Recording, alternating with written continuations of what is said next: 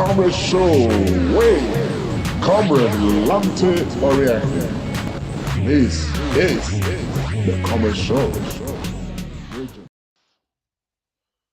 Okay, fellow Nigerians, greetings to you all from wherever you are joining us from. This is the Comrade Show, and the segment is the Comrade and Friends. I'm glad to welcome you to this program. My name is Comrade Lante Oriaki. And currently, in the course of this electoral window, I'm currently being referred to as obedient Comrade Lante Oriaki. Today, we're going to be reviewing the engagements the Comrade Show had with the candidate of the Labour Party, Mr. Peter Obi, on the 20th of November 2022. We want to be looking at some of the points made by Mr. Peter Obi on, talking about the things he wants to achieve when he becomes president of Nigeria, if elected. And today, joining me to help do justice to this, look at some of those the issues raised and the response of Peter Obi to those issues. It's Pharmacist Austin Iremiran. Pharmacist, I want to say you're welcome to the program, sir. Thank you so much, obedient Comrade Lante Oriaki. It's always a pleasure to be in your company and to be on TCS. To our wonderful viewers out there, the people that make us strong and thick, you know the drill. Just listen, share, and share. It's still on the road to 2023. We are looking at the interview and the chat we had with the incoming president, Peter Gregory Obi, come 2023, where he's going to be Nigerian president. It was with us last week. I want to take a closer look at some of the things he said. In my usual way, I say thank you so much and remain cacabolically glued to today's program. Yes, thank you very much. Please remain glued to this program. Unfortunately, because of some other very important engagements, talking about the future of Nigeria, the other musketeer, that's talking of obedient Comrade Dr. Tony Agbansebe, is unable to join us because he's having to deal with some other matters right now of very serious importance. And hopefully next week he's going to be with us on the Comrade Show. At some point, we're going to open the lines for people to call in, because at the end of the day, looking at the political landscape currently, helping to deepen democracy is very important. And Nigerians currently are very much involved because people can look back at the past and they want to question the present so that we can make less mistakes going into the future. And this is what it's about. We know that right now is a campaign season. All of the candidates for presidency, they are making different promises and all of that. But the only candidate that currently is most interviewed, is most investigated, is Peter Gregory Obi, and he's looking like the only candidate who actually know what he's doing, and is the one who's engaging with everybody, all Nigerians across the world. Pharmacist, I want to ask you quickly, how would you rate Peter Obi's engagement on the TCS last Sunday? Thank you so much, Comrade Lante Oriaki. I love what you said that Peter Gregory Obi is the most interviewed, even though we know that the Labour Party has not released their manifesto. I dare want to say that in Peter Obi, we already have a moving manifesto, haven't been interrogated more by everybody that care and want to know about Nigeria. I think that is good. I must commend the Comrade Show and indeed Peter Obi for finding time last Sunday to be with us, to talk to our many viewers on the Comrade Show. I think that was epic. That was very important. I hope that he's going to come back again to have a chat with us. I must commend the Comrade Show for doing that. And I think it gave our viewers good opportunity to at least have a closer interaction with him. And for the many viewers that rang that day from far and wide, asking questions, even though it was very late in the day, but they all came out. I think it's something very good. And to have Peter Gregory Obi in our platform, I think that gave another impetus to this drive for 2023. I commend him, given the fact that the schedule is very tight. he still find time to be with us. And concerning the panelists that day, you will agree with me that Dr. Loretta was firing on all cylinder, pushing the issue of health.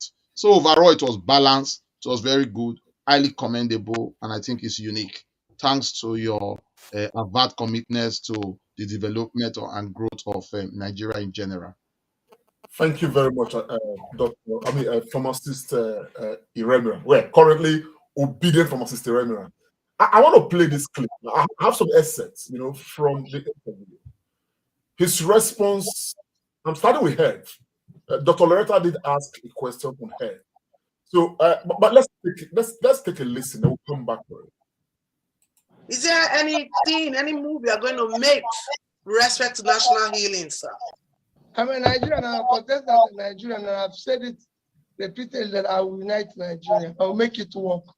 There's nothing called, once you start doing the right things, building a country where everything is done properly based on rule of law, you have law and order, there's justice, there's fairness, you eliminate all those divisions, and then you start showing love. It's just flooding like it is now. You visit the states. I'm going to tour all the states of Nigeria. I'm going to show that you are the leader. It's part of being leadership. Part of leadership is to ensure unity, to ensure empathy, to show love and everything. By making sure that everybody feels a sense of, goal. That's all. Anyway, I apologize. I thought I had the head cue, but this one I was talking about national unity. Well, we can start with there. Yes, I think it's a good point to start. He did make very strong commitment on national unity. He's promised that he's going to visit all the states in the country and all of that. Would you say you are satisfied with his response on the issue of national healing and national unity? Thank you so much. I think everything we will be just now and at the moment has a divine intervention. And don't say you made a mistake. I think it was the hand of God controlling you to make you click the topic on national unity before the health one. I think the way he answered that question was very, very good. Remember that because our country has become so divided on lines of tribe, religion, which are the two major ones, many people have want to put Obi as a candidate for the Southeast. Some have also said that he's a Christian, wanting to find and to allow those two things to continue to cause problem. And he did answer the question. You must be fair to him. Since he started this program or this journey towards becoming Nigerian president, he has tried as much as possible to distance himself from these two things and have called himself a Nigerian candidate. He has said it on many occasions that he's here to save Nigeria from our present situation. So I think no candidate has done it more than Peter Obi. Although our distractors, APC, PDP, and the likes, would always want to bring him to this point, but he has been running away from it. And I think the answer he gave to Dr. Loretta Agboroko on the day was very apt. He is a candidate for Nigeria. And he has mentioned many times that bread is not so differently in the north and differently in the south. Bread is not so differently in the mosque and so differently in the church. It's Nigerians that buy it. And if you even look at it, even though Peter Obi is from the south, I think, looking at his program very well, he has better plans for the north more than even the south, because he's very concerned with the vast land in the north, and now he wants to make those land to become a bit very productive. So I would say he should continue along that trajectory and even just add more. But he has said he's pan-Nigeria. He wants to work for the betterment, unity, peace, and prosperity of Nigeria. So I think he did well in answering that question. The response, I definitely would, agree with you, reasonably, because at the end of the day, when we talk about health, talk about security, talk about so many of these issues that currently, plague Nigeria. Honestly, what we don't readily talk about is the issue of national healing and national unity, which ordinarily should be the bedrock of every other thing. Because in his response, he mentioned love, the growth of love, the recognition of love as a major component part of this very base. And so to that extent, he's already displaying, that sense of love, that he's not, an Igbo candidate. He's a Nigerian candidate. His vision is for Nigeria. And like you mentioned, he discusses more the opportunities in the vast lands in Taraba, in Nasarawa, in Niger State, as the second oil, of Nigeria. So at the end of the day, honestly, I would agree with you, very much that he has a good grasp of what the situation is. And of course, like the Bible says, the Bible says that seek ye first the kingdom and every other thing shall be added. So starting on the issue of national healing is probably a kingdom that, Peter B wishes to seek so that every other thing will be added. So I agree very much with you on that. But let's come to health. Health is very key. He himself mentioned that. But let's play the excerpt. Still very much on the question asked by Dr. Loretta on the issue of health. Let's take a listen. Now, for me, everybody knows my background is healthcare primarily.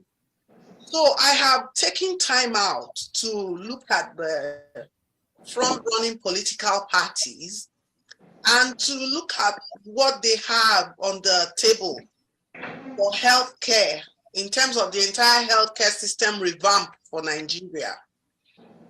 And I dare say that I have a lot of questions on all fronts for everyone, and particularly for you, sir, narrowing it down. What is your vision of a revamped Nigerian healthcare sector? What do you think would be the key ingredients that would help us improve our value for human life? Well, mine is not to isolate one, either healthcare or education or anything that's separate. Mine is to look at the overall thing and know that they are all interwoven. You can't talk about healthcare separately from issue of poverty, issue of education.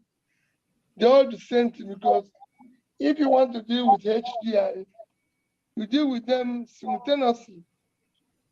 And when you talk about HDI, you're talking about health, which is life expectancy, and you're talking about education, I'm talking about per capita income, poverty. So it is in dealing with the economy, you must deal with health. If you're trying to develop movie HDI where it will be measurable, you deal with health. And you can't do health without talking about primary health care, because that is the foundation. And that foundation, there's a lot you need to do. You need to train the key personnel. We don't have enough nurses. We don't have enough. So there's quite a lot of things you need to do in that sector, which is not going to be just promising. It's something I can tell anybody. We've attempted to do some work while I was governor in Anambra State. When I came and people were talking about healthcare, but we didn't have one single school of nursing that was accredited. No school of midwifery that was accredited. No school of health technology. So for us, you can't deal with it unless you first train the human infrastructure that will drive that process. So you invest in that, and then start building the primary care health centers within villages and everything. Before you even talk about taking it beyond that, we are what you can call the lead stage, and we have to aggressively drive first by dealing with the manpower, a human resource, and everything and all that. So that's basically, for me, my contribution tonight. Now, I'm going to leave you to quickly look at this. Your background is equally health. You are a pharmacist. Now, you are a Nigerian. You were born, you were bred in Nigeria. You know the state of Nigeria, how it was, how it is, and if care is not taken, how it will be if we don't take the right steps. Now, given the response of Peter Obi right now, how would you appraise his response? Looking at a pragmatic approach to the issue of healthcare in Nigeria. Thank you so much, Obedient Comrade Pausarahi. Just before I answer that, I want to let our viewers know that health is very important. Health underpins a lot. And if a nation is to grow and be prosperous in terms of economy, infrastructure, name it, health is very key. Our country, Nigeria, is in a very difficult place. And without not wanting to cast aspersion on my healthcare professionals, you would agree with me that there's little or no healthcare at the minute in Nigeria. Only a few days ago, we heard of the untimely death of a singer, an icon, talking of Sami Okposo. May his soul and the soul of all the faithful departed rest in peace, and may God grant comfort to his immediate family. If we take a retrospect into what happened, you'll see that if we have at least some healthcare of decency, probably we would have been alive today. And many more who are less popular, who are not popular like him, who die on the hour, on the minute, and on the day. Coming to the response, and thanks Loretta too for posing that question. I am happy because even though the incoming president is not a healthcare personnel, he has a grasp at the moment of what Nigeria needs. Our country is just starting. In terms of healthcare, we are nowhere. And if we are to start and start properly, primary healthcare, PHC, is the key. Because with primary healthcare, you are able to reach a large group of people in small communities, in small enclave, quickly as possible. Tertiary care is far, but we need to catch them at the primary level. And I dare say that was why I was very happy when the governor of Edo State made a very clear assertion that in his second term, he's going to make sure that there's primary healthcare centers in all the wards in Edo State. Time will come where we're going to look at that if that has manifested. But I think that's what incoming President Peter Obi was trying to say. Primary health care is the bane of our problem first. There are other problems, but if we are to get health care very well, we need to have primary health care centers. I cannot tell you how many wards there are in Nigeria at the moment, but just take a look. If we have 50% of those wards with primary health care centers, at least maybe 2 wards or 3 wards needing one primary health care center for now, for maybe because of infrastructure or cost of production or money or anything. Just imagine what that will do. There are so many villages in Nigeria that they don't have a doctor, they don't even have a nurse, they don't have anything at all. They have to travel far and wide. So we must hold the incoming President Peter Obi has said it very clear on Comrade Show and indeed many other media houses that primary health care is very, very important. Comrade, it is the bane. In every country of the world, you have that. In America, you hear of family practice. In the NHS here, in the UK where we live, you hear of GP surgeries because they are closer to the people. Not everybody. If you take Edo State for as a case in point, you live in maybe Otuo, my village. You have to run down to come to Irua to go and get a secondary or tertiary health care and then come to maybe Central Hospital, Bini. Look at the time. If we have a good primary health care system in my village, those things will be quickly nipped at the bud, and where referrals will be made, it will be made quicker. So there is no gainsaying the obvious. There's no rocket science at all. Nigeria, as it is now, need primary health care. Let me give you an example. Here in the UK, one of our endemic diseases that kills us is flu because of the winter period where people are cold. I shock you now. In nurses, doctors, and community pharmacists, we all give flu jabs at the moment. One flu jab, Comrade, if we look at the cost and everything, will cost you about £30, but the government give it free. For those over 65 is free. From those between 49 and 50 to 60 is free. Those on certain healthcare conditions is also free. Even for people that you consider to be healthy, their employees now pay to make sure that is done. Why do they do that? If you truly have flu, there will be detrimental effect to the economy. And we agree that the economy is the bane and the success of any country. Now, go back to Nigeria. Before me and you were born, malaria has been a problem. Till date, we are still unable to nip it, to tame it in the bud, even with the many amount of money that governments, countries in Africa has invested. Whilst I was in school, ahead of rollback malaria, they are still rolling back with no success. So I think Governor Peter Obi, the incoming president, was very correct in identifying that primary health care is the key. As soon as he gets into office, we will need to hold him to tax. Because if the healthcare system is good, Lamty, everything underpins it. In the NHS, you have delivery drivers, you have transporters, you have those that do business, you have doctors, you have nurses, so many people. So a good healthcare system will create even that employment, that huge power block that people go to work and they contribute.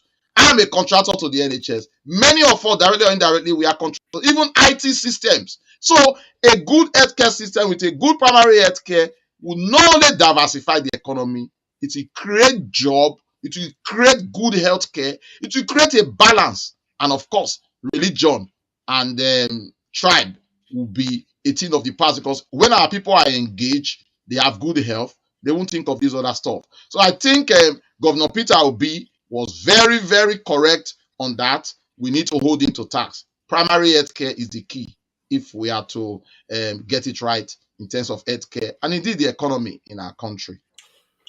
Thank you very much. I am not a healthcare professional like you are, but I do know that the Benin man says that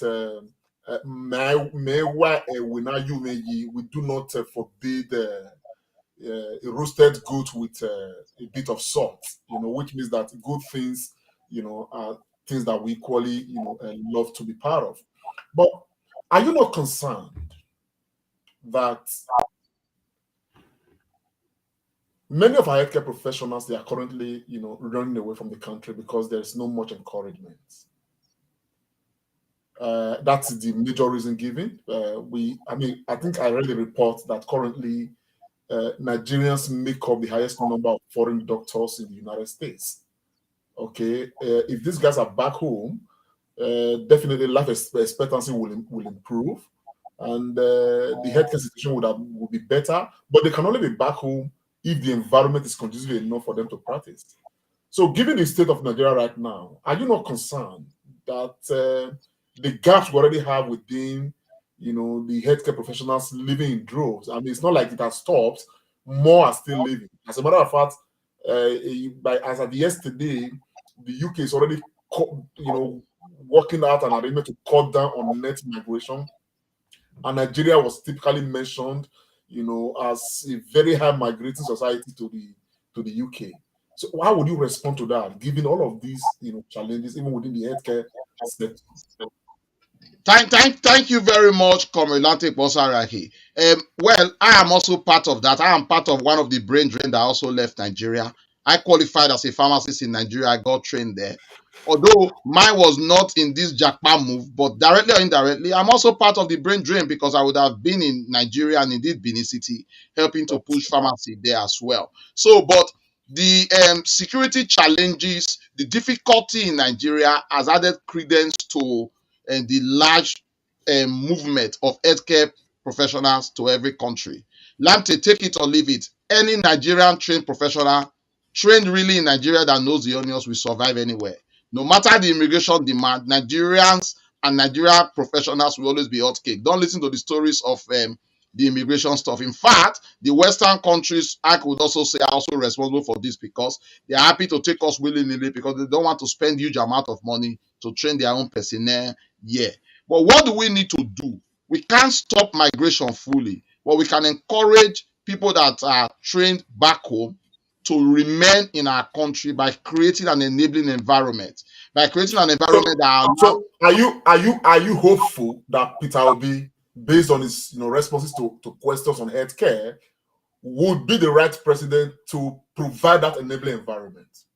I think so, because apart from healthcare, me and you know our problems. Our problems are corruption, lack of planning and implementation. Comrade Latek Bonsaraki obedient. All these things that we have said, they are in the books already. We don't just do them. Monies are released every time to make this happen, but they are never done. It is that enabling environment which and leadership underpins it. Once we get the right leader, things will go well. And Comrade Lamte, there are so many successful healthcare professionals that want to go back. They are eager to go back. So just like you have people leaving, you have a lot that want to go back to go and grow the system, but they are scared. They are worried because of the corrupt practices, the lack of processes not being in place. They are not encouraged. Our problem is indeed leadership.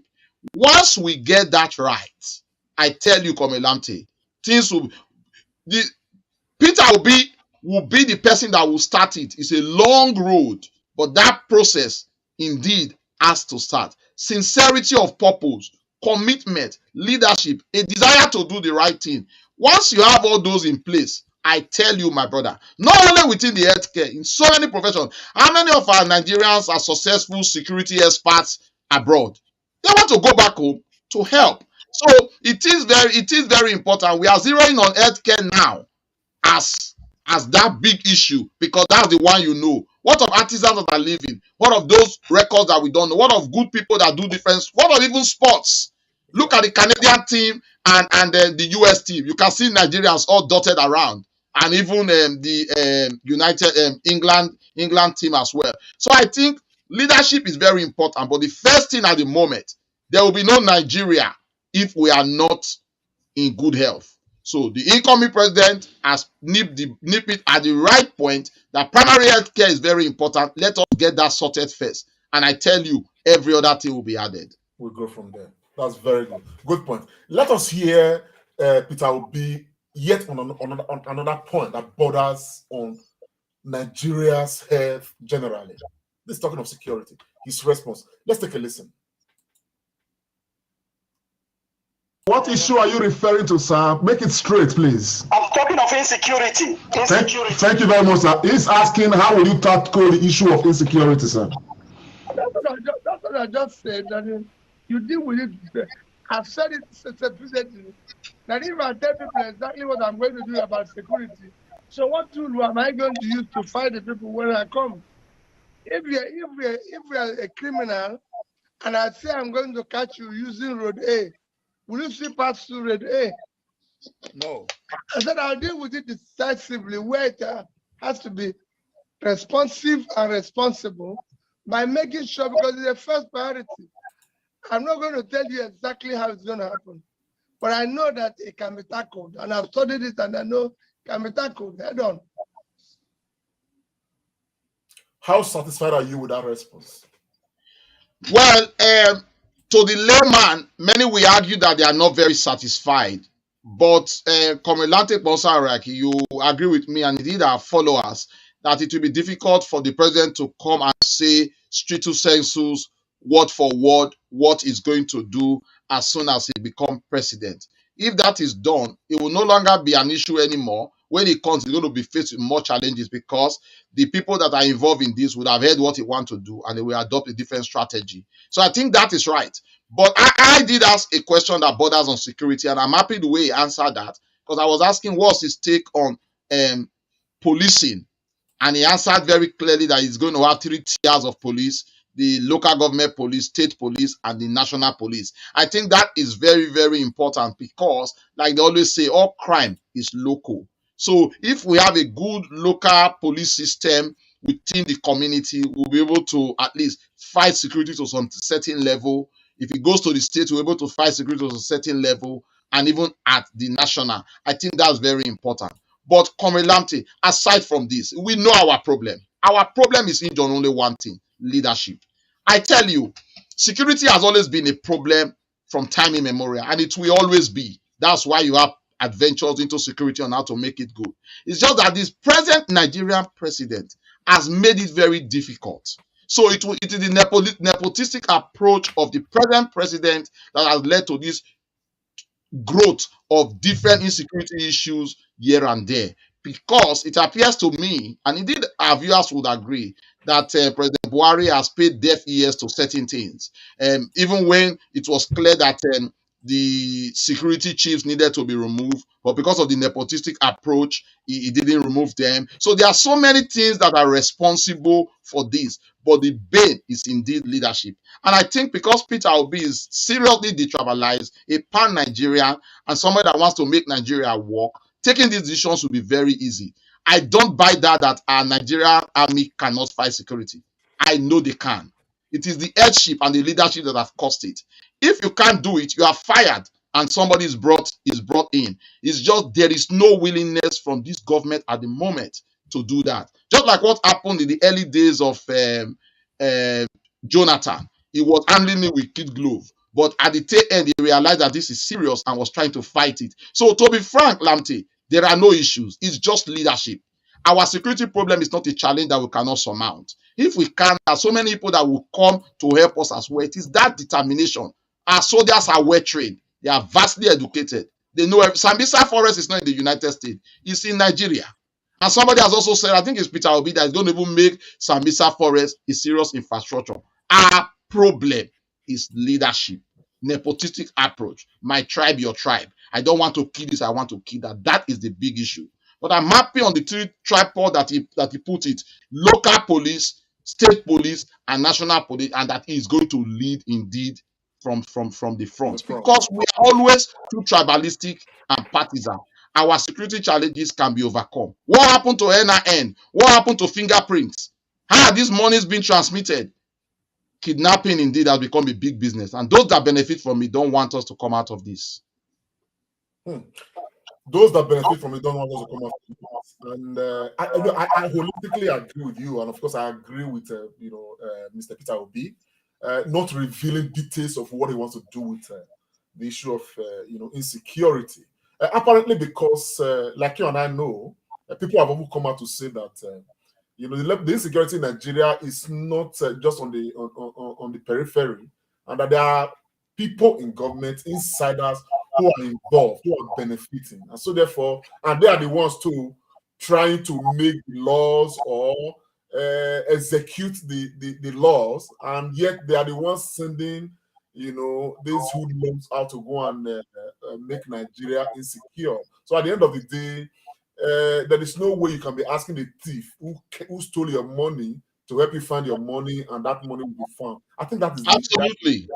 I think that is the area where I agree holistically with Mr. Peter Obi. I think Nigerians should give him the benefit of the doubt, because over the years we've had people running for president who tell us they will do X, Y, Z. At the end of the day, insecurity in Nigeria has largely remained the same. It's even getting worse. As a matter of fact, President Muhammadu Buhari became president today because many Nigerians trusted that he would tackle insecurity in Nigeria. But where a general has failed to secure his own country, we are seeing a comedian in what's it called? Ukraine. In Ukraine, stands very tall. You understand what I'm saying? Now, against a global power like Russia. You understand the picture of what I'm saying? Now, that's a comedian, so a general. He's doing very well there because he knows his country, he knows what to do. Meanwhile, a general we entrusted, our everything in his hands to deal with insecurity, has failed woefully, to the extent that Nigeria today is being discussed as one of the most insecure places in the world. So I want to believe that Peter Obi knows what he's doing, and of course, his response is believable, and we trust that he can handle this. Let's go to another matter. I did ask him a question on fiscal rascality, particularly the part of the government, because when we are talking of development, we are believing very strongly that Peter Obi, will tackle Nigeria from the federal point of view. We must understand that we have three, legislative lists: the exclusive, which only the federal government legislates on. We equally have the concurrent, and of course we have the residual list and all of that.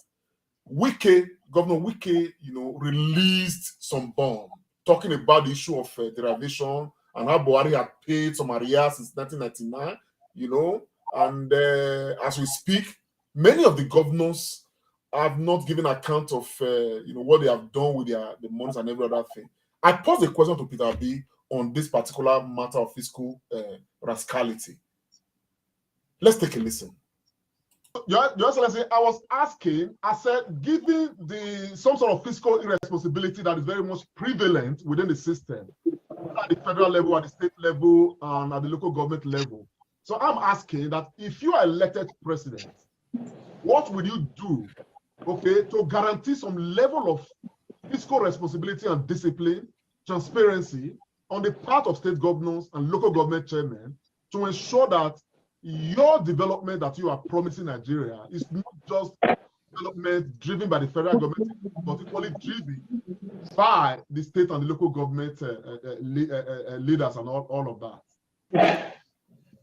I'm no longer hearing you well, and where I am there is like I got off where I have no lights again. You know. The Nigerian factor, and we are glad, Mr. Excellency, that you will be the next president who will fix all this so that things like this will not be happening in Nigeria. But I am sure, sir, if you can confirm that you can manage, of course, we see these are part of the situations, and this is why this engagement is ongoing. Well, all I will tell you, let me just tell you, all I will tell you, the issue of fiscal rascality will be dealt with. His Excellency has just promised that the issue of fiscal rascality will be dealt with. Anyway, he really did, he would have liked to be detained, but we did see interruptions, lights going off, the same Nigerian factor and every other thing. And some of those issues, showing, herself, in the course of that interaction and all of that. But he did say in summary that he's going to deal with fiscal, rascality. What's your take? Thank you so much, obedient Comrade Posaraki. I think with the decadence of our country in terms of fiscal rascality and the huge level of corruption, the only thing I think going for Peter Obi will be his person. He has said that he's not going to take what he's not supposed to take. And if the person at the leadership aim is not taking what he's supposed to take and not taking too much, I think every other person will follow. Comrade, this is endemic. It will take a president their whole time in office to continue to fight this. It is indeed really endemic. And everybody is involved. If I was a young man still in Nigeria or a young child and anybody is telling me about religion, I think all our leaders should seriously be brought out and given 12 stroke of the cane. Because all our leaders are in one way or the other, either Muslims or Christian. And in this religion, it teaches faithfulness, commitment, and taking what belongs to you and not what belongs to you. You ask yourself the question, Comrade Lamte, those leading us, do they come from the sky? They do whatever they want to do and they go back? The answer is no. So everybody directly or indirectly has become culpable.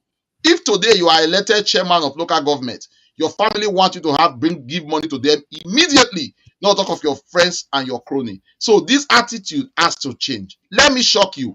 Few weeks ago, the now embattled former deputy speaker of the Senate, Ikwere Madu, something came to say that there's a forfeiture of his property. If you pardon me, let me read the property of this gentleman. Do I still have the power to say gentleman? But for the sake of courtesy and journalistic demand, I will call him gentleman. Ikwere Madu was told 4 weeks ago, are 10 properties in Enugu State. For our viewers, Enugu is just a state in Nigeria. This man has got 10 properties there. He's got 3 properties in the United States of America, 2 properties in the United Kingdom, 1 property in Lagos, Nigeria, 3 properties in Dubai, and 15 properties in the FCT Abuja.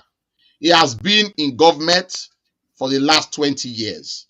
Elon Musk, a South African born, now resident in the United States, is the richest man. I don't think what I've read out just now, Elon Musk has it, and is the richest man in the world. And me and you can attest to where Elon Musk gets his money from and what he does. What can you say of Ikwere Madu? All he does is just politics. And if you ask, can a man that works in politics so strictly be able to have all this? With what I've read out, don't you see hospitals, primary healthcare centers there? Those are money that should be used to develop that. Only last week, members of the House of Senate and House of Rep were crying foul of padding of budget. So you understand that this thing has become so endemic, and the Nigerian people clap and hail these people. So Obi has got a big fight in his hands. The only thing that will save us is that he has said he's not going to steal. And if he's not stealing, he will have the power, the mind, like we say in the local palace. And of course, that ability to say, why did you take this? We thank God he's going to come to the office with a bit of richness in himself, having worked out for himself. We know that he has only one house in the United Kingdom because he used to live here. But tell me, Comrade Lamte, you are not a businessman. You don't have hotel. How can the Kweremadu have all this? Somebody once asked me, if he put all this money to build only 2 hospitals in Enugu, his daughter will not be here now suffering. So you see that this issue of rascality, especially with finance in Nigeria, all of us need to fight for it. All our pastors, all our imams in high and low places, helping these people are collecting their money. They need to come to be. It's a big fight, Comrade. I hope Obi will try because he has said it, and he said his fight is indeed for Nigeria. But it will take another 20 years for this to be totally rooted. But it has to start from somewhere. I agree holistically with you. Personally, it's a matter that I honestly, I get emotional about when I'm talking about it. Only recently, like I said earlier, I established earlier, Governor Wike told the world that he has built over 9 flyovers or 10, going to 12. That the 12th is going to be commissioning next year, and that he's doing lots of these projects, not just flyovers, so many other projects. He's doing lots of these projects with, the resources they are paid from the derivation. You understand what I'm saying? And all of that. Everybody should go and ask their government. We flag that matter off. We'll be talking about it. Last week, the Delta State government came to try to defend themselves. Try to prove that they did not get as much as Governor Wike talked about. The Edo State government have come out to equally say that, oh, no, they did not get as much as Wike talked about and every other thing. So, and we are waiting for Edo people, for instance, Edo State people and the local people of different states, but that these 9 states that benefit from this derivation, and all of that states that collect money, that get monies from national coffers, to ask the right questions. So I probably want to agree with you very holistically, because I think that the obese ascendancy, by the grace of God, is going to galvanize, the demand for governance. Because today, my brother, I would not like to. One of the disappointments I am faced with, I confront daily, is that there is no governor in the history of Nigeria till date that gives, adequate report to say in the last quarter we have received XYZ amount of revenue from this. We have spent this. This is what is left in the coffers. I think that all of our leaders at the local government level, the state government level, the state level, the federal level, they should be doing that. Because what we hear is that they present a budget of XYZ billions. At the end of the year, they have borrowed XYZ billions on top of it. And we cannot properly say this is how the resources of the state or the nation or the local government, they have been expended. Don't you think this should change under Peter Obi? Hopefully it becomes president. In fact, let me just come in.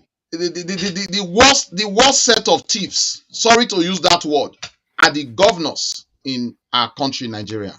The governors are not doing anything at all to help the situation. Is Governor Nyesom Wike at the moment being used by God to say all this? If he had not said it, we wouldn't have heard about it. What happened to their security vote? I think one of our viewers just wrote something, Gentle Edo TV, asking about Governor Obaseki. Governor Obaseki is going to have his time and his day in this show. We promise our viewers we're going to do it before the end of the year to look at how Edo State has been. Because I supported Governor Godwin Obaseki because of what he said. He gave a semblance that he was going to do what you just said, Comrade Lamte. Let us know the financial output, what comes in, what goes out. The governors are really, if you know the amount of corruption that the governors are involved in, my brother, you'll be surprised. Because Nigeria has been so calibrated. All we say is president. No! The most important ones are the governors and local government chairmen, because that's where money comes from. They are all conduits for money to be used the way they like. Comrade Lamte, you are from Edo State. I'm from Edo State. Today, we still talk about Ali. We still talk about Ugbemudia. How many governors in recent past in this new dispensation can you talk about? When you remember Ogbe Stadium, you remember who? Ugbemudia. When you talk about Abu Salih University, who do you remember? Professor Folonsho Ali. These other governors that have come and gone, what can you remember about them? Absolutely nothing. Legacies are very, very important. The governors are indeed culpable. And one of them is the one that is saying all this now. If Delta State and indeed Edo State have come out to say that the money that was given to them was not up to what Governor Wike said, my question to them is: the little you got, what did you do with it? Would we need to have waited for Governor Wike to let us know? We shouldn't. It's a problem, and it's very surprising, Comrade, that Nigerians have failed to realize this, because our country is who get pass. How much can you do? The money you can spray. You live in Nigeria. You are priding wealth because you can order pizza from the United Kingdom, where pizza is in situ in Taraba and everywhere in our villages. So you see, we have lost our sense of belonging, and that sense of belonging that we have lost, I think that's what God in His divine mercy or intervention is trying to bring through Governor Peter Obi, because he has seen it all. I pray he doesn't fail. I hope he doesn't fail. I hope he stands by what he has said. It's not going to take us to the promised land. We're going to set the road for us to start, because that journey is indeed very, very long. No thanks to the governors. I don't think anybody, I don't think there's any nation that is in the promised land. Nobody will ever get to the promised land. It's always going to be a process. Even as we speak, I think we were discussing off cameras, some days past. That even as we speak, the UK government under Boris Johnson, they've made some budget, and they started a project that is going to be commissioned in another 10 years or so. The fast train, what's it called, project is ongoing right now, and every other thing. They may not even be alive when that project will be realized, and every other, but they are investing already in the future of the country, of the United Kingdom, and all of that. So at the end of the day, every stage, every effort leads to some promised land at some point. So we are hoping that Peter Obi will, of course, live through, to the promises being made today. So that is galvanizing Nigerians and making Nigerians believe again. You did ask a question on issue of tribal sentiment, particularly. Some people are still trying to situate Peter Obi as an Igbo candidate. Let's take this call. Hello. Hello, sir. What's your name and where are you calling from? Go ahead, Mr. Kundayo Bahiagbo. Thank you so much, and I'm calling from Holland. Go ahead, sir. Yeah, thank you so much. I've been listening to you guys, and thank you so much for the review you guys are making on the conversation you had with the president last week. I tried calling him, but I didn't go through. I went through last Sunday. But again, I haven't listened to you guys thus far. I'm just wondering, perhaps you guys can help me out here, because eventually when the president is inaugurated next year, yes, and let us assume a situation whereby he doesn't have enough of the Labour Party members elected into the House of Representatives or to the Senate. I mean, we all know he's not going to act on executive orders alone. He needs so many of those issues, whether economic, health, education, security, you just name it, to pass through, first of all, the lower chambers and then the second chamber. If he doesn't have enough members in both chambers, to pass these bills, what is he going to do? How is he going to govern? I mean, he's not, like I said, he's not going to use only executive orders alone to govern. So, I mean, who are those candidates? Who are candidates, vying for the position of, in the House of Rep or as senators? So I don't know what you guys think about this. Thank you, Mr. Kundaye. Let's try to look at that. Yeah, thanks for calling. I think it's a very it's a very wise one.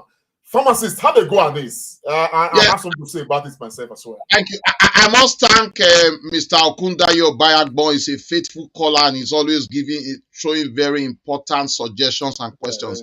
I have thought about what he has said as well. But like he's always said, if you look at your problems, you will not move forward. I think when we get to that road, we will cross it. I think Nigerian president is very powerful. I think presidential orders can do a lot. I think when he starts doing it, people would see and want to turn a new leaf. I think there's something that we haven't actually done in Nigeria before. And I think maybe Peter Obi will do it. Yes, he may not have the numbers in the House of Senate and House of Rep. But if he goes there truthfully to let them know what he wants to do, and there's pressure from Nigerians, I think those senators will have no choice but to do the needful, even though they are in a separate party. Because if Peter Obi comes clean, I think it's going to even augur well for him and a better thing. Because if he comes clean and Nigerians know, pressure will be mounted. And I don't want to also play the Nigerian politics, but I believe as soon as Governor Peter Obi becomes president, because many of our leaders are not sure of themselves, they may want to defer to Labour Party. And maybe between the next 3 to 6 months, that Iteto House of Senate and Rep that is poor will have more people defecting to Labour. It may not be a very good reason at the moment, but those are just my few contributions. I don't want us to see it as a problem yet. I know they cannot impeach him, because when he stands well with Nigeria progress, he will get that support. And I think the support will indeed be mammoth. First, thank you very much. My own contribution is this. I mean, it's multifaceted. First and foremost, I love the question. I have been asked privately a number of times, this particular question. My response to this is this. I'd like every Nigerian to understand right now, currently, that if and when Obi gets elected, the first National Assembly of Nigeria will be Nigerian people, not even the structure you have right now. Nigerian people will become the House of Rep. They will be the Senate, which means that everybody that will be representing whichever constituency, they will truly have their own people to answer to. This is very key. Now, the second aspect is just to equally throw light into what Mr. Remira said. Believe me, people who are in the National Assembly at that time, a lot of them will be jostling, to join the Labour Party. Labour Party in no time will become a majority. That is if the National Assembly election was held before them. But I tell you something. There are going to be several elections after the presidential election. Presidential election is going to take place around 25th of February, right? In March, we're going to have governorship elections and, of course, other National Assembly elections. Now, if Obi is elected president by the 25th or so of February, believe me, that good feel good factor, we sway so many of the other elections Labour's way. The key is that if Obi gets elected in February, every other election is going to take place in March and beyond. Believe me, Labour Party contestants will just benefit from the Obism that will be sweeping across the nation. But in any case, whichever way it pans out, I believe very strongly that there is a natural hand of God in this whole obese matter. So even if people making up the National Assembly are from ZYP, ZYF, ZNN, CNN, wherever it is, so long as they are Nigerians and they are part of this whole wave that is taking place, believe me, if Obi means, well for Nigeria and that Nigeria should change under his leadership as president, the power of the presidency in Nigeria is equal to all other powers put together. He will make, good his promise, and Nigeria will be in for a better deal. I think that we shouldn't really bother about that. Let us just do what we have to do, galvanize support for him, get our PVCs, and of course, vote Peter Gregory Obi. Yeah, I just want to add something to the question that Okundaye raised. I think we should also advise the Labour Party when they go on their rallies, especially for state and local government. We should push our candidates outside Peter Obi, those running for House of Rep, those running for state house of, we should push them and equally push them and push them and push them. No, from a sister Remy, another point is this, which is why I'm not really bothered, is this. I am not a Labour Party member, for instance. I support Peter Gregory Obi. I should be able to go to Edo State if I find that in Ovia Northeast, a PDP candidate running for House of Rep is better than a Labour candidate. I should be able to go there and vote for that PDP candidate. I don't know whether you understand what I'm saying. I think that we need the best, irrespective of where they are coming from. You I think I agree with you. And I think that the job that Labour needs to do is to ensure that they present the best candidates, people that can be baptized into the philosophy of a better Nigeria if given the opportunity. I think if they make good with that, and Labour Party becomes present the best candidates on the field, the best candidates and people can trust should win. Even if it's PDP that produce the best of the multi of candidates in the National Assembly, or it's APC, or it's ZYP, or whatever, let it be. They are Nigerians. The bottom line is that we are building a united Nigeria, a Nigeria that is a new Nigeria that is set on a path of growth. Because at the end of the day, if we say we vote Obi and let us support all Labour candidates across board, and we have a lot of baggage alongside, we're still going to be where we are. So let us have a mixed bag of all of these good people from wherever background they are coming from, and let us have a nation that will be set on the path of progress. That's Comrade, I think you have a very good point right there. That is absolutely true. Let Nigeria be first. Absolutely, personnel is very important. You have another caller. Let's take the call. Hello. Yes, what's your name, sir? Where are you calling from? Good evening. My name is Anthony Ajibola Omori. Go ahead, sir. I'm calling from Germany. Go ahead, sir. Yeah, I just want to add some points to the question Mr. Kundaye raised and the answers you guys did. I think we are all about the problem with the executive to be coming from the legislative arm. And if Peter Obi doesn't get the majority in the legislative arm, he's going to have a problem. I have a different view. My view is that the biggest problem Peter Obi is going to face when he becomes president is going to come from the people themselves, especially the supporters. Because what I've observed with us is that we want change. But if the change is going to affect us, we are not going to accept. Even if the change is going to be a good change to the benefit of the majority. But once this change affects us as individuals, we will fight it. So no matter whatever intention we have, if after supporting him to become president and the support cease thereafter, going to face the same problem other people that try to change the system faces. And that is going to be the real challenge of Peter Obi. Because we are good at supporting people, but we don't have that energy to roll down minds to the end, to give that support when we see that the person is really having good intention.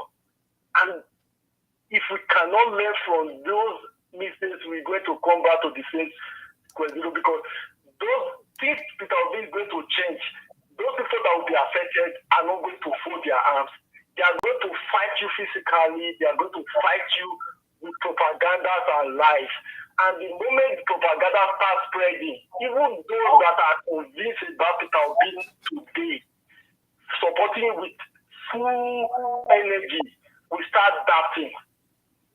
And that is going to really be, I think that is where the message, we should have that at the back of our mind, that we are supporting Peter Obi, but we're going to watch him and keep on supporting if we know he's doing the right thing, even when the propaganda starts coming.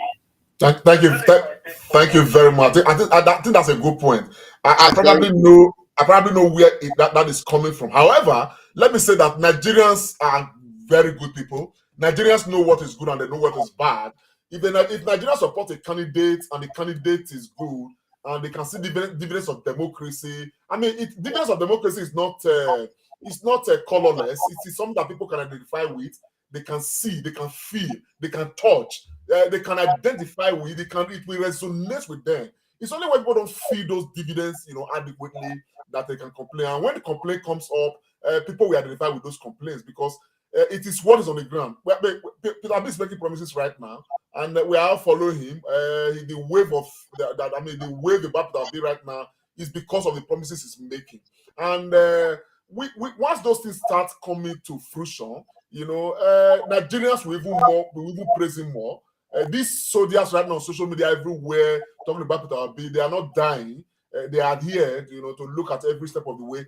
Aisha was here, Aisha Yusufu. We interviewed her, and she said that, look, Peter Obi does not have a blank check. You understand what I'm saying? He's getting the support right now. When he becomes president, people are going to demand governance. It's not just a one-off thing. It's going to be a continuous thing. So at the end of the day, I think we should, like us, from Sources said, let us get to that bridge. I believe that we are going to cross it effectively. But so far, I think we all convince ourselves that of all the candidates on the field right now, Peter Obi is the most, consistent that Nigerians can believe in. Anyhow, so we don't get derailed. Let us go into the issue of that you ask, because some people are still painting Peter Obi as a tribal candidate, as an Igbo candidate. You did ask a question. Let us take a listen. Incoming president, you've been on the road, you've gone everywhere, canvassing and campaigning. In fact, your name has become a household name. Can you tell us what your experiences has been? And some people have accused you to say you are a candidate of the East alone. Are you really a candidate of the East alone? Nobody will accuse me of that, because I've been the only person who have never used any tribal sentiment, and I've said it. I don't believe in it. People should not vote for anybody because of tribe, because there's no tribe that is not suffering in Nigeria. Neither will people vote for people because of religion, because there's no religion that is not suffering. None of them buys bread cheap. And for me, it's about character, competence, capacity, and the ability to do the right thing. So where did that question come from? And how satisfied are you with the response of Mr. Peter Obi? Thank you so much, Obedient Comrade Pausaraki. Just before that, I just want to correct the information we've given out. I think the presidential and the National Assembly election will be held on the same day. On the same day, okay. Yeah, so just to let our viewers know. Yeah, okay. Yeah, I think I love the way he answered that question, because many people, friends of mine, have also accused him. He was very blunt. He just said, no, he's not. And I think he has never, in my view, in my considered view, he has never put that forward as a candidate only from the East. But many people want to accuse him or draw him to that. A case in point, people are saying is the endorsement of the Afenifere, which is a pan-Yoruba group. And Afenifere is not only just talking on the competence of Peter Obi, which they know he can deliver, but they are saying that given our democracy, the Nigeria contraction and how things has been, it is only fair on the ground of justice, equity, and fairness that the next president come from the East. Coincidentally, Peter Obi happens to be the man at the moment who is also from the East. And Obi has been very clear. He has never been, there is no utterance where he has made that statement that please vote for me because I'm from the East, unlike the candidate of the APC who says it's now our turn, Emilokon, the popular Emilokon, which has become a national discourse and will soon go into the Nigeria lexicon. And of course,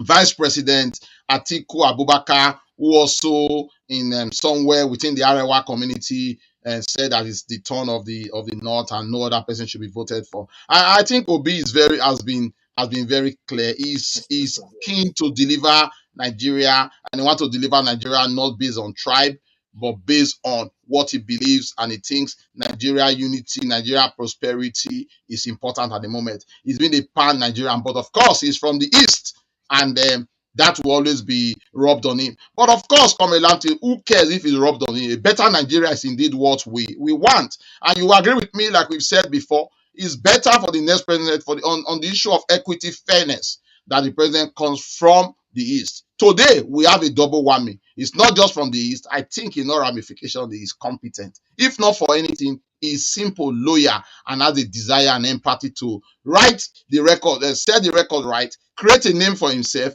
and lead Nigeria from the front. Above all, he's young. Nigeria is really, really in critical situation. We don't need a geriatric. Yeah, we don't need geriatric. Thank you very much. Meanwhile, I mean, this one, we had a call on that very day in that interaction, and the caller was actually asking Peter Obi to rest from the campaign trail, take some rest, because visibly he looks tired. He's been looking tired for a while now because he's been very much overwhelmed by this campaign. He's been everywhere possible. He's been on the Comrade show. He has told us he's going to come again. We are making an arrangement for him to come again and all of that. But he did respond in a special way. Let's take a listen. My comment and my suggestion is that he should rest and allow his surrogate to do his bidding, because he has laid out his manifesto to every Nigerian. We pretty much know what he's coming for, and everybody else is just sitting down. We can replay his videos. He needs to take some time to stay back and put his government together. Another thing that I noticed is that I talked to family back home, and he's a source of hope for the common man.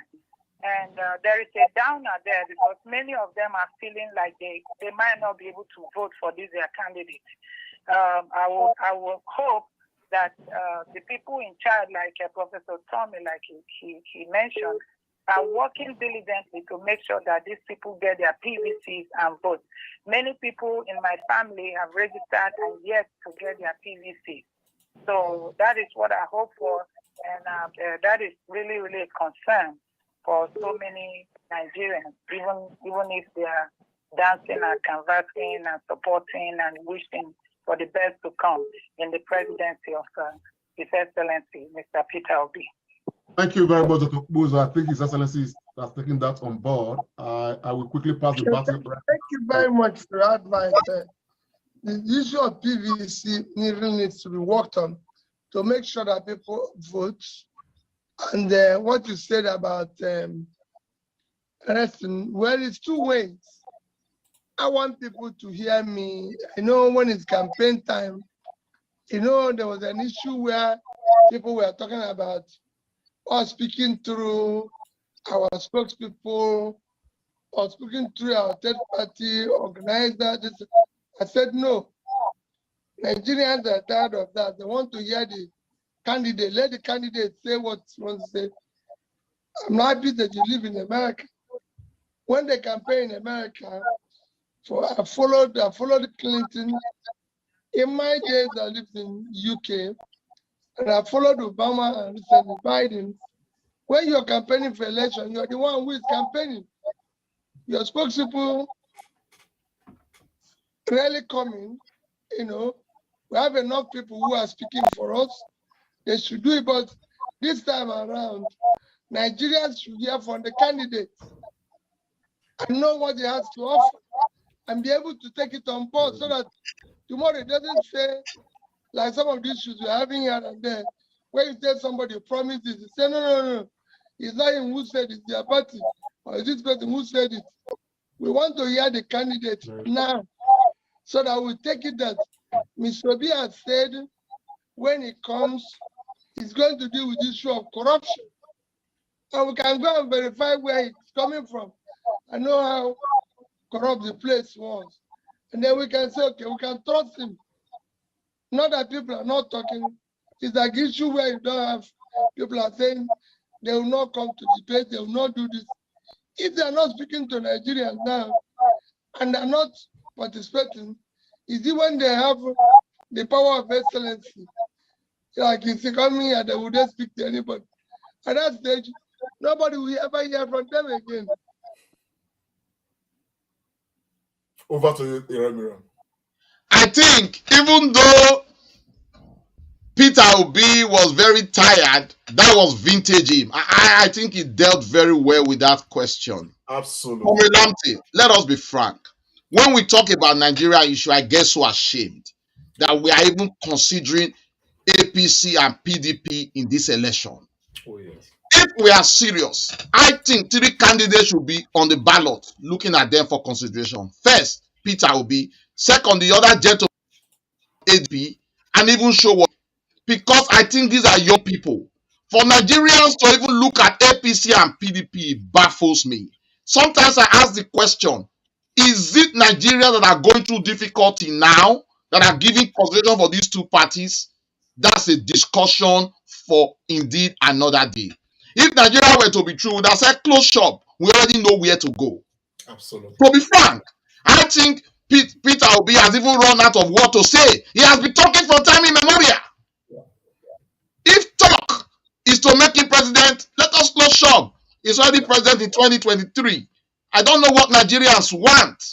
I don't know what they want anymore in the face of serious difficulty, in the face of problems, in the face of we needing hope. Why are we turning to blah, blah, blue? Why are we considering PDP, APC? Why? A big question. But I think he dealt very well with that. He has said that surrogates will not speak with him. He speak for him. He wants to continue to speak indeed for himself. I understand Nigerians because when you've been in a particular place for a very long time, you begin to see differently. So we haven't seen this before. A friend was telling me a few weeks ago that Peter Obi has set that Nigeria in a different dimension.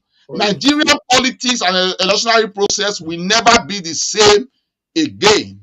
I tell you, no matter the outcome of this election, we hope and pray it's Peter Obi, but it will never be the same again. Nigeria are wiser. Nigerians out there, they don't want us to have education because they don't want us to be wise. We need to eat that fruit at the center of the Garden of Eden. And indeed, our eyes will be wise. No more allowing people to steal your money. Nigeria is so, the country is moving very fast. We need young age. I was telling somebody recently, a dead man can manage the government of United Kingdom and US. A 200-year-old man and 200-year-old woman can become president and prime minister of United Kingdom, and the country will still be seamless. Absolutely. But our country will never be seamless if we have old people, because there is so much work to be done. We don't obey laws. We don't follow legislative order. We do things haphazardly. We tell lies with reckless abandon. So you need somebody that is savvy, somebody that is in line with current reality to be able to midwife our country. So I think Obi answered it very well. And the doctor that ran from America, I said she's a mother. She's probably feeling for this young child who has been laboring. And I said, my child, I have heard you. Go home and sleep, we will give you. But to that doctor, Nigeria is very, very, very unique. Obi will never rest but continue to talk until February 2023. It's indeed leading from the front. Many people have asked about his manifesto. I think his outburst, his utterance, his rally, everything he says is not the manifesto. Obi has got so many things that we are going to hold him responsible for. Nigerians, look away from PDP, APC. Look to the direction of the young ones. And among the young ones, Obi and Obi Dati, they are leading the trade. I think he dealt well with that question. Yeah. And again, I mean, I can agree more. Really, you've spoken, about this very extensively. And I agree with him. You understand what I'm saying? And it's hard time too, because we are equally seeing, on the flip side, we are seeing what is happening to the APC candidate. Talking of what's his name, Bola Ahmed Tinubu. I have been very enraged in my spirit in recent time. I have listened to the campaigns of Bola Ahmed Tinubu. There is no takeaway.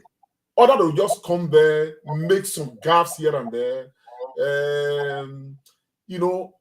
try to, and you see lots of Nigerians clapping. When the man is not making any point, he's not telling us how he wants to deal with insecurity.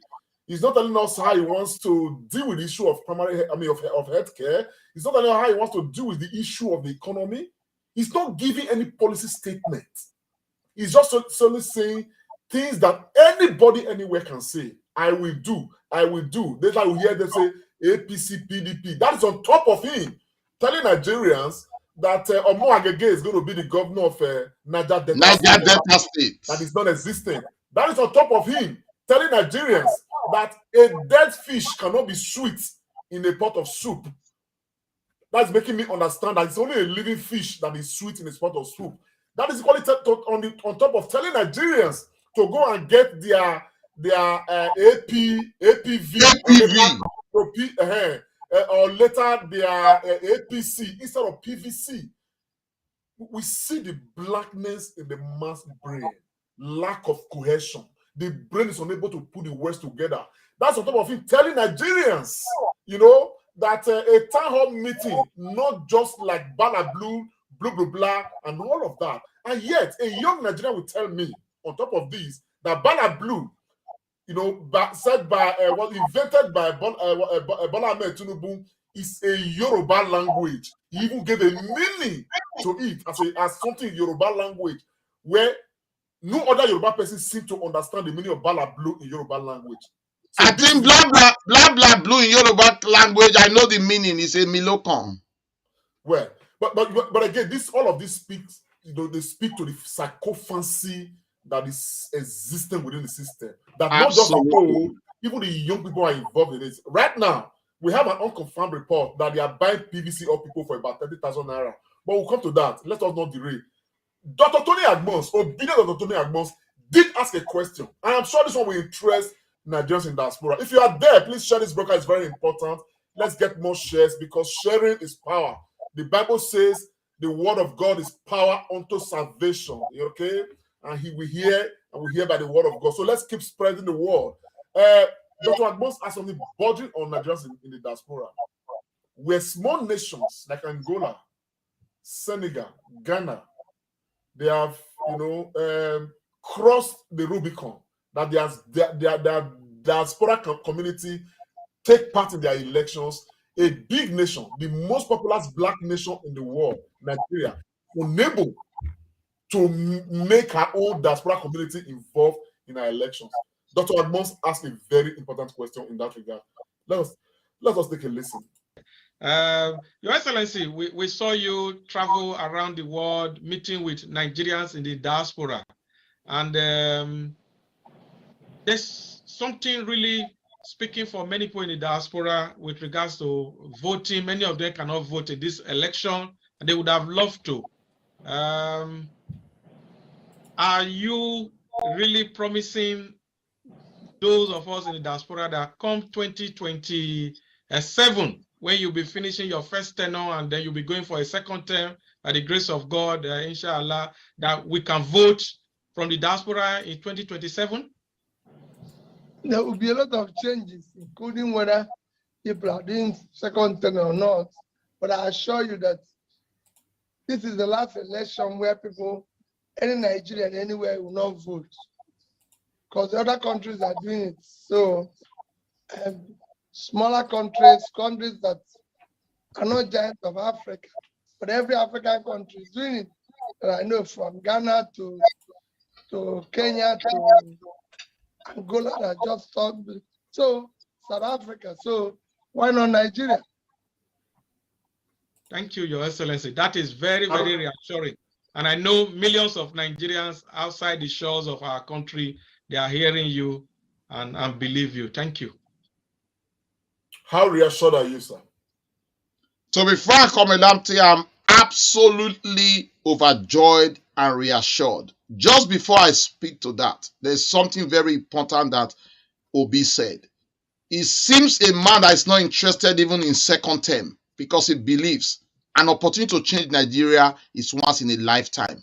And you can see the way he answered that question, saying that 4 years of his tenure will begin to see semblance of change, showing that he's leading. He's not interested in the other 4 years. He has his work cut out. Not like the present president who felt he was going to have 20 years and took almost a year before appointing cabinet ministers and people into his office. That shows that a man that knows the onions and knows what he wants to do. And it was very clear to say that diasporans must vote. In the local community pharmacy where I work, I serve 2 Americans. They are resident in the UK now. On every election day, we always talk about who they are going to vote for. They live in the United Kingdom, but they are American citizens, and they vote, and the voting is so seamless. We always talk about them and argue with them and try to tell them who to vote for. It's very simple. In this time and age, why should Nigerians be deprived?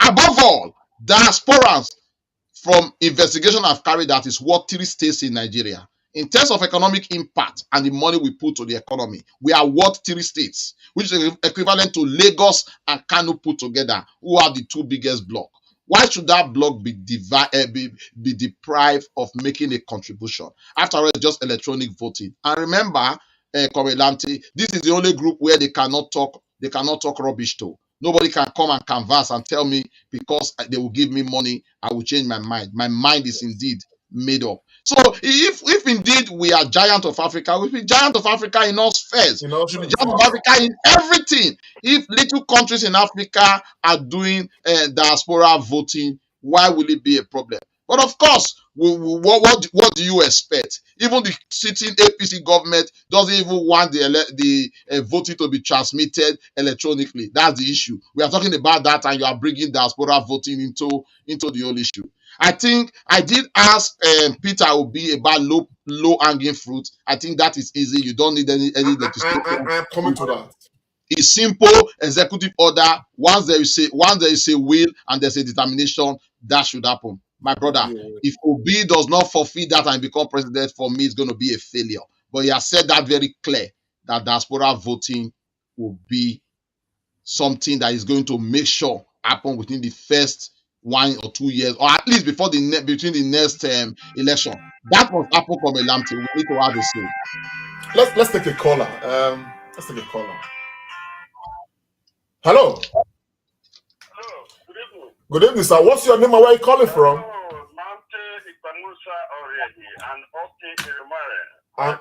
I greet you, sir. Thank you for the job you are doing. Thank you. Go ahead. What's your name, sir? Where are you calling from? London here. I just want to say let you be there do this. Sir, what is your name? Iriata. Oh, Dominic. Okay, go ahead, sir. Yeah. I want to see obedience. I want to see Obi and that going to mosque in the north, going to church to go and midwife with Babache and Zokara in the north. They should go to that church. Obi already won the whole South. Forget, though is the pilot ground on how they are going to vote across Nigeria. We are telling everybody, when they give you money, collect it. Go and vote, just like the way we put in on Pateki. We are going to change government in Edo State as well, very soon. We will change those who are not doing the right thing. And we change the central government as well. In other words, we are telling obedience, go to the what do you call it? Go to the north, associate yourself with identify yourself with the Christians over there, identify yourself with the Muslims over there. You get these guys, they are not stupid. They know what they are doing. Yeah. So if they can do that, they then cover blanket everywhere. Then again, I want to see Obi coming to London. Because I think we have done that. Come to London as well. We will take you around to the House of Parliament. Then we will take you to what do you call it, Obama. Because I can categorically tell you that Jonathan lost the election because of Obama and what do you call it, John Kerry, including Tony Blair. Tony Blair used the auspices of the United Nations to go and campaign for Buhari in the north. Put flag here, because Jonathan was so inactive, dormant. Then somebody flew all over to come and take over your country. You were watching. It's not going to be like that. So when they play any game, we know how to play. Let Obi play the reform match to come and see these people. We'll be waiting for him. Obi should come and see these people. Let us table what we have to give them. It's about trading. Thank you very much.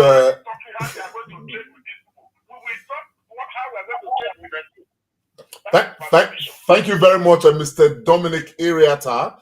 I can assure you that this program is being watched by people very close to Obi, and this program, I'm sure, if Obi is chanced, is going to be watching this program at some point as well, because he's aware that this program is ongoing right now. So I'm sure that your point is taken on board, and very likely if it is something within the agenda of the of the campaign team, I'm sure that they would get that realized as well. But let's go to the question you asked, Mr. Peter Obi, and yes, let's take like Lante did ask you, there's a myriad of problems that will be confronting you once you become president in 2023. But I just want to ask, what do you think will be the low-hanging fruit that you want to quickly pluck to set Nigeria right? Can you hear me now? Yes, we can. Okay, well, there's nothing I can call low-hanging fruit. The thing is to bring in governance that is focused and committed to doing the right thing. You will not say this is. First is that you need to decisively deal with the issue of security of life and property, start uniting the country, start tackling the issue, because if you deal with the issue of security decisively, your farmers can go back to farm. That's the first step. And once they go back to farm, you start having increase for farm agricultural products, which will reduce inflation in the food sector. And then from there, you build on other issues. You need to deal with the tackle issue, head on the issue of fiscal rascality, issues like subsidy, stealing of petroleum, corruption. These are things, I won't call them low-hanging fruit, but things you need to deal with it decisively. And they're there and straightforward to you to deal with. Okay, from Sister Remina, before you come on, I have a caller waiting. What's your name and where are you calling from? My name is Midwest People from Sweden. That can be your name. Yeah, that is my name. Midwest People. Yeah. Okay, Midwest People, go ahead, sir. My question is a little bit about this, we voting as an international, as an diaspora, yes, participating in a election in Nigeria. I think it's a very complex issue to my own understanding, because those countries you just mentioned in Africa, they have a complete database of their citizens, and that is why their people are able to vote worldwide. Right from birth, you have a fingerprint, and they have an ID card. So no one living in their countries without ID card. Niger citizens are well known to Niger government. The immigrant is well known. But in a situation like Nigeria, where since independent, people have neglected this vital instrument to govern people. And now, we are not clamoring that we want to participate in an election. Take, for example, you said the diaspora should vote in Nigeria. Sir, Mr. Good People, sir, what is your question, please? Now, I want to throw the question to you. Yes, sir. How can the diaspora vote when there is chances of son of child in jail to participate in it? Thank you very much, sir. We've taken the question, how can Nigerian diaspora vote? From Sister Remira, he's asking how Nigerian diaspora can vote. I think a very quick one, so we don't waste too much time. Peter B, if elected, has promised that Nigerians in diaspora will vote. It will be a commitment to him. As a matter of fact, his running mate, Obi Dati, did say in one of those engagements that it's probably going to be the first bill they will send to the National Assembly. So which means that whatever is making other, diaspora communities vote, Nigeria under Peter Obi will put all of those things in place, whether it be the database or whatever it is, to make Nigerians vote in 2028. So I think that should just be the short of it. They show commitment to that. We should just believe them and trust them that will happen. Francis Remira, your question on low-hanging fruit and the response of Peter Gregory will be, how do you respond? Thank you very much. I think I just want to also add a little to the question posed by Midwest People. I think is possible. Let us not look at the problems that anything will bring. It is indeed very possible. Giving UK as a point in case, they can say that all Nigerians should go and get registered and have our fingerprint in the embassy. I think it's doable. Let us not worry about that. It is doable, absolutely. Midwest, be rest assured, it is doable. Well, I asked the incoming president that question. I know that Peter Obi is very clear. He's not very verbose like so many other politicians. Some politicians will ride on with that and begin to make promises that they know they cannot achieve. That shows how simple, loyal, and committed he is. He was very clear to say that there are so many low-hanging problems. There are so many to be plucked. And he quickly picked out security. Like we said, he just becoming president alone would already pluck a few fruit. It will pluck some sanity, it will pluck some decency, and it will pluck some change of leadership. I didn't want to pin him down to begin to say I will do this within the first 100 days. But I think it's clear he gave a very good overview of the questions. I never wanted him to mention any. I just wanted to ask that question to see if he really knows what he wants to do and what he said to do. So I'm happy with his response. And I'm happy that he indeed, in the course of answering that question, he picked security as a low-hanging fruit, so to speak. Thank you very much. From your own point of view, I mean, let's speak a bit dispassionate. Let's be a bit dispassionate about this. We have Bola Ahmed Tinubu, who is right there now on the campaign trail, hitting the headlines with almost every word that comes out from his mouth, the noticeable gaps in his brain, leading to what his mouth produces. And we have Atiku Abubakar, who is very tied to Dubai. And we hear that, every other day he's flying to Dubai to go and protect his business interests. Apparently, Nigerians believe that this investment he's got in Dubai, Nigerians are alleging that they are majorly, this stolen patrimony of the Nigerian people, invested far away. And some people have even argued that even when politicians steal, if they invest this, what they steal, they invest in Nigeria, it probably would have helped the economy a lot better. Again, all of this is in the mix of CBN, already in the process of changing recoloring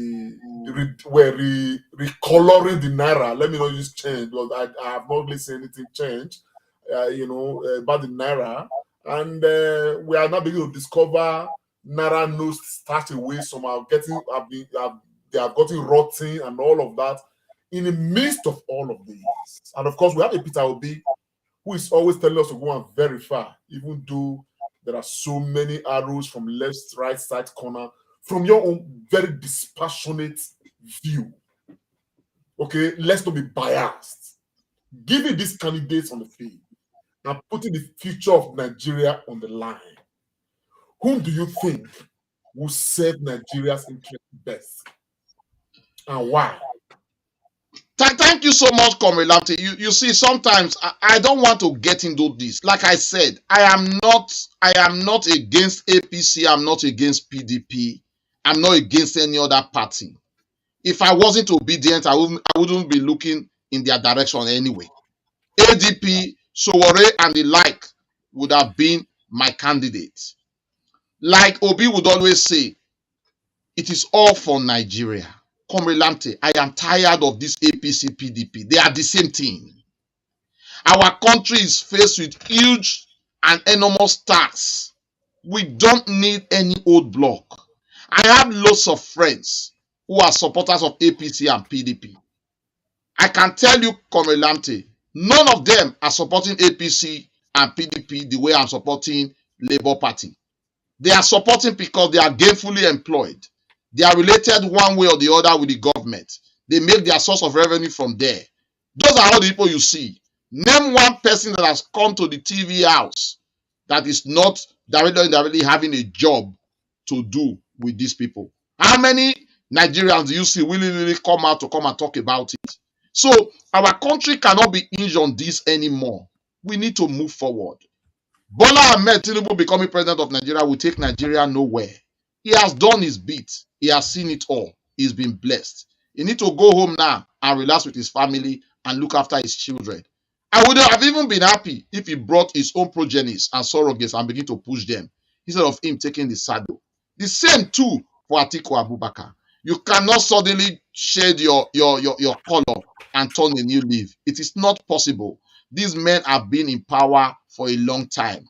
They carry with them so many burden and encumbrances that will be a disfavor to indeed our country. We need a new Nigeria. Somebody would also argue that Peter Obi has been there, but it's somewhat different. It's coming with something different. Among the lot, it stands out. If I wasn't voting for Peter Obi, I'll be looking towards the ADP candidate. I am indeed for youthfulness, education, sound mind, and somebody that knows where to go. Remember, Doyo Okukwe once said it once while he was assistant or media person to Obasanjo, that in the wee hour, some people will come to the villa to come and lie to the president and say that in Edo State, everything is fine. Even in Abuja here, things are calm. Everything is ongoing. But because he was savvy, he would jump on the car at night, drive through the street of Abuja, talk to people on the road just to get a feeling. And that what he gets is different from the feeling that comes to Aso Rock. You will agree with me that many people have said that things happen in Nigeria and Buhari will say it's not aware. My brother, it's true because you have scavengers all there. Why are they able to do it? Because the president at the moment is a geriatric. We need somebody that is mobile, intellectually mobile, physically mobile, IT savvy and everything. So on that note, not on the ground of anything, on the ground of savvy, young, forthright, I will not look the way of APC PDP. I don't know why Nigerians are looking the way of APC PDP. If indeed we love our country, we have a direction. Of that direction now, Obi stands tall. If not Obi, it's ADP. But you must agree with me that Obi stands tall. So for everybody that want Nigeria to grow, don't think of what you have now. Think of the future of your children and your children's children and those yet unborn. If Nigeria is going to be possible, we need a change. No more APC PDP. Before I came to this platform, I was listening to Fani Kayode a few years ago, lambasting, willingly killing at Bola Ahmed Tinubu and Buhari. And today he's talking. How can a man be talking from two sides of the mouth? Is that how they want to rule Nigeria? In a very same country, nobody should be listening to them. So those that don't want our country to go well are the ones supporting this old bloc. I have got nothing against them. These are serious good fathers and grandfathers who should be chilling and enjoying their money. They've done enough for Nigeria. If we must move forward, we need a change. Obi stand tall for me. I'm not a Labour candidate. I want Nigeria to be better. All I want for Nigeria is a good Nigeria that me and you can go in there, do business, do whatever we want to do, enjoy ourselves and be free. Nigerians out there, let us listen to the carry-on call. How can students be on strike? Nobody listen to you, and you are still raising a placard for APC and Atiku. It is very funny, my brother. It is. We are getting to the high. I mean, we are going to round off very soon. But let's take this call. This is going to be the last one for the day. Hello. Hello. Hi. Yeah. What's your name? Where are you calling from? My name is Nathan Eduman. I'm calling from the United Kingdom. Go ahead, Mr. Nathan. Yeah. Although I did not watch I wasn't part of the last program you had with Peter Obi. I did watch a replay of it. The query I have for all of the Nigerian leaders, the problem I have is that everyone is promising heaven and earth from TDU to Peter Obi to Atiku. All they use a specific phrase, I will, I want to, but nobody is asking them, how do you want to do this? The how is the important bit for me. Now, I'll take a very good example in the area of security. Now, it's easy for somebody to say, one of the low-hanging fruits is security. We will fix security and people will go back to their farms. But how are you going to do it? What is it that the current security chiefs, the security experts are doing wrong today that will be fixed? Are you going to bring a new team of security experts? Are you a security expert? What exactly are you going to change to make things better. How? It's not even what, it's how. There's no scarcity of solution in Nigeria. People have different solutions. You have different institutes, coming up with different things. Somebody could even say, "Oh, bring someone like Peter Obi has said to fix the problem." But to me, that shows some naivety because using CCTV and whatever is not going to solve the problem. It's more about monitoring, about looking at crime that has been committed already. We don't even have the infrastructure. So my problem is that whilst we all seem to be carried away with these new fanfares, we should be looking at the undercurrent, the main point. We're asking the questions about how. I don't see any how. I don't see anything from anybody, even if it be say I won't tell you what my solution are. What about us? I rack my head every day to think. I ask questions to think what are these possible solutions to the problem with Nigeria? For me, the problem with Nigeria and the solution is ourselves, it's me, it's you, it's everybody, it's the civil service, right?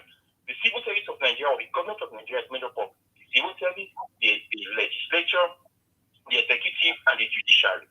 One person, the president, like we have seen with all the others that have come, before and the current one, cannot solve the problem. So we have a limited scope, a limited power.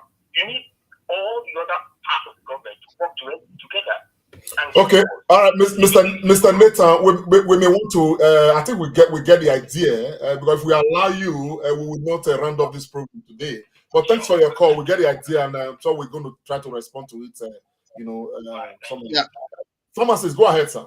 Yeah, I must thank Nathan Eluma for his suggestion. I think he's very apt. In the course of his talking, he himself even answered the question partially. So Nathan, thank you for ringing in. Your what you said is very important, and I think that's why this election is very good, because this is the first time in many years, to be frank, Comrade, that we are asking the how.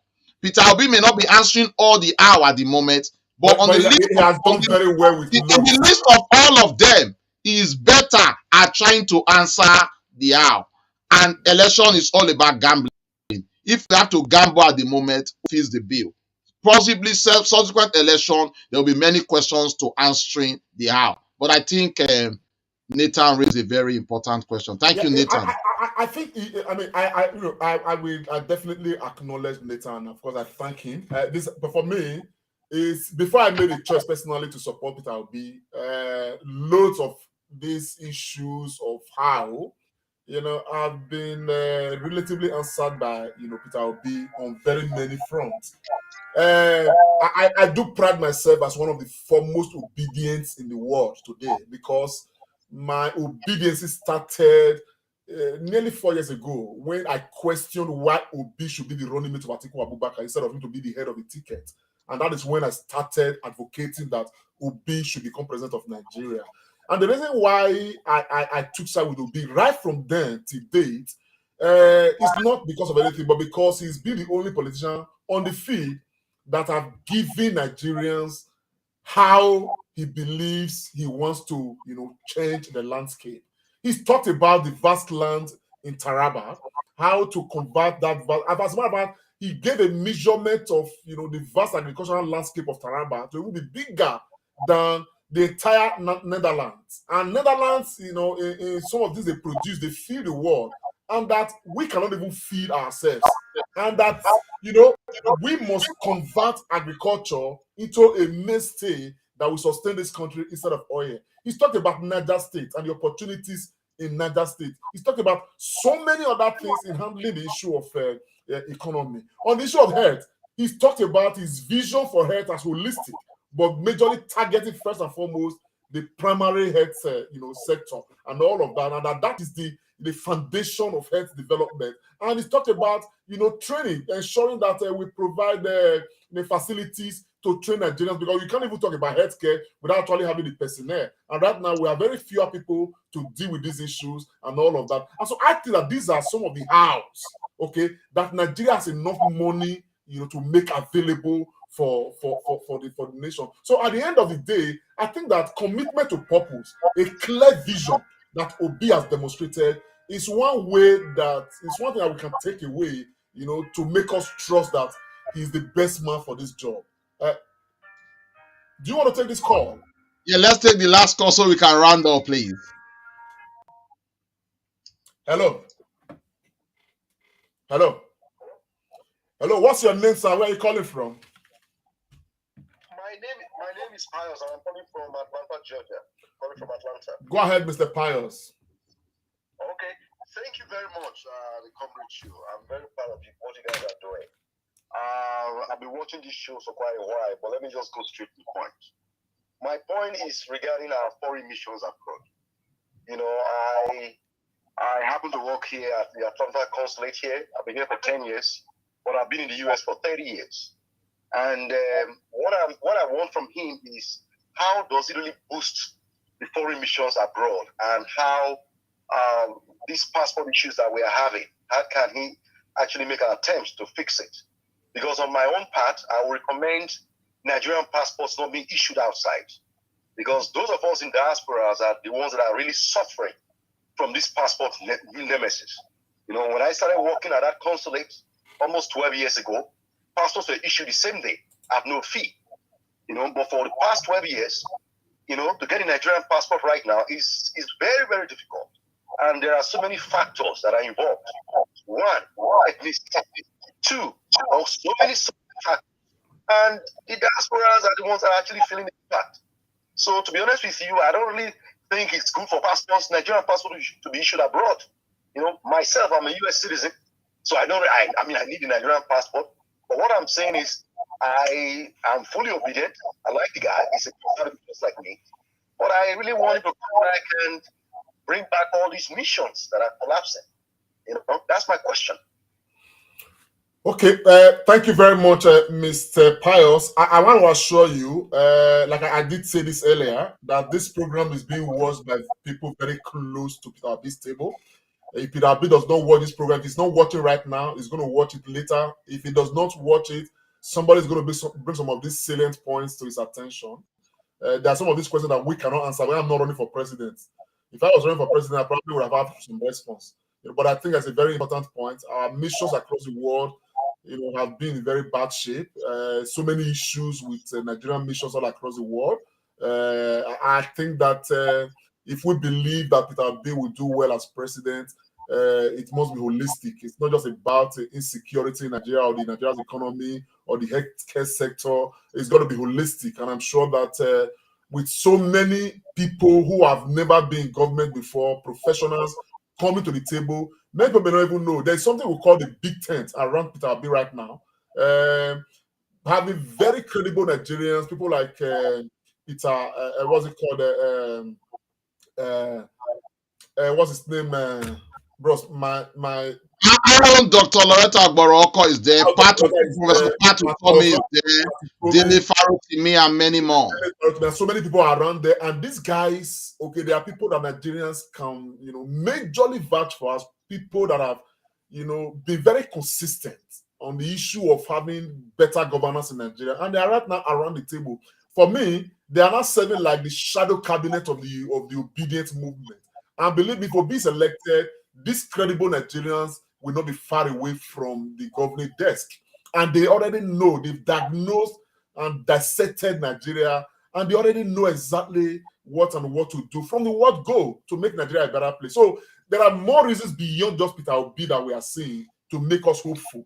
Beautiful Nigerians. As a matter of fact, just so I don't forget, next week Sunday, keep a date with the Comrade show. We are going to be having a chat with what's his name, Dele Farotimi on this platform. He's going to be talking to us, about the expectations and every other thing and all of that. So let's be engaged with the process. So at the end of the day, after what Peter Obi says, the caliber of human beings around the Peter Obi's table, they are the kind of human beings that instill, they sort of instill confidence in the process. They make us very glued to the process. It's not just Peter Abi, because at the end of it, Peter Abi is just going to be one man president if elected.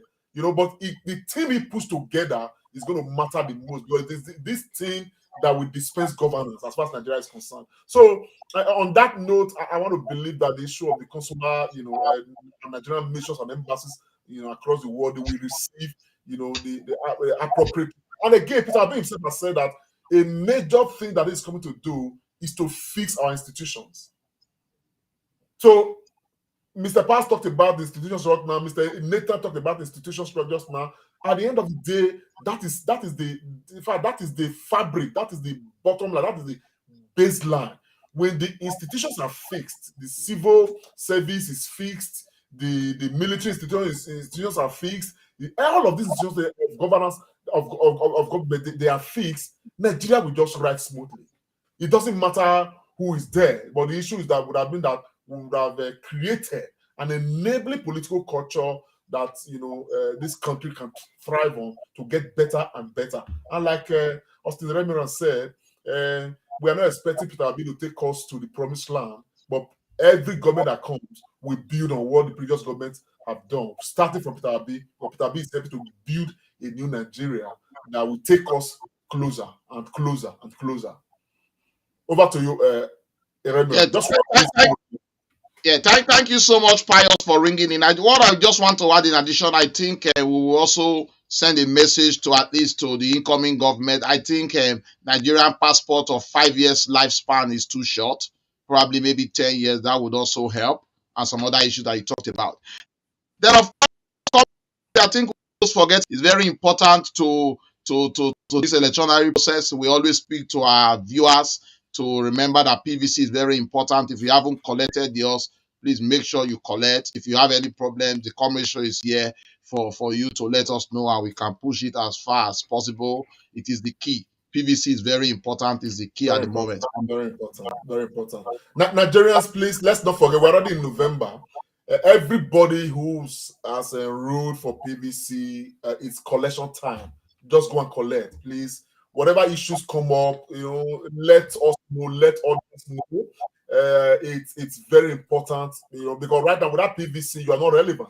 All these things we are making now is not. People are making sacrifices, and for Nigerians in the diaspora, I appeal to you all, because the power to sway this election is very much in your hands. And what we need to do is to tell our families back home, let them know who to support, who to vote for. You understand what I'm saying? And that's going to do a lot. I do a lot of solo broadcasts. Somebody called me yesterday. When I made the broadcast with Sandy Bola Ahmed Tinubu and all of these guys, somebody spoke with me about the broadcast. He told me he's a Yoruba man. He has been supporting Bola Ahmed Tinubu and he's been watching lately. And that based on my broadcast, the last two broadcasts I made concerning Bola Ahmed Tinubu, and that finally puts the nail, on the coffin. And that, he wants to let me know gleefully that he's declaring support for Peter Obi and his entire household is going to vote for Peter Obi. I was very happy because we are speaking out and because Nigerians are sharing. You understand what I'm saying now? So when we speak out and people share, because people must hear. And when they hear, they are informed. When they are informed, they can make, some good judgment. A lot of people out there still crying in Milocon, crying at Atiku Abubakar. Many of them are not exposed to, proper information to make the appropriate judgment. And that's why we must share this broadcast so that Nigerians will definitely hear. And so if people are making their judgment, they know exactly, what they are doing because they have been informed. So I think all of that we hear. PVC, very key. Go get your PVC. Nigerians in diaspora, speak to your families, encourage them, support them. That Obi is the way. On that note, I want to, at this point, say a very big thank you to everybody who's been part of this program. It's been very engaging. Your comments on Facebook and YouTube we've been monitoring. It's been very, very, engaging. I thank you. And for those that have called, Dominic Eriata, Okundaye, Obayagmo, Anthony Ajibola, Nathan Elua, and Midwest people from Sweden, and of course, Mr. Powers from Atlanta. Thank you very much, guys. You guys, made the program what it is, and of course, the very musketeer of the Comrade Show, obedient pharmacist Austin Remira. I want to thank you once again, my brother, for helping to deepen democracy. Yes, and of course, Nigerians. I will call it. There are some people who are working behind the scene, on the Comrade Show, helping to make things flow as much as possible. Obedient Dr. Tony Agbons is not here. It's some very important engagement, very serious and very important engagement on behalf of this whole process. right now somewhere, but he's been very involved. He's been communicating with us through WhatsApp and everything, trying to get things straight. And of course, Dr. Leta Morocco, one of the board of trustees members of the Comrade Show, is helping to,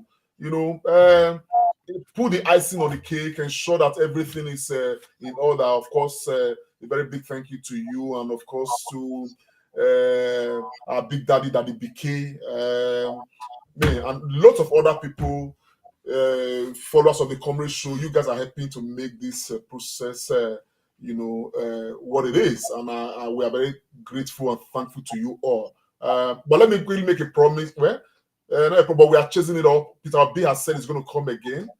We are working on that. Hopefully, sometime soon, it's going to be here again. And of course, there will be, a room for Nigerians to engage with him directly. He's already doing that across different fora, and of course, it's been very all right. Thank you, Nigerians. My next remains Comrade Lantic Mausa Oriahi, and in the course of this electoral window, I am now obedient Comrade Lantic Mausa Oriahi, GCOO, Grand Commander of the Order of Obedience. I'm signing out. I'll see you when I see you. Bye for now. Comrade Show, Comrade Lantic Oriahi. This is the Comrade Show.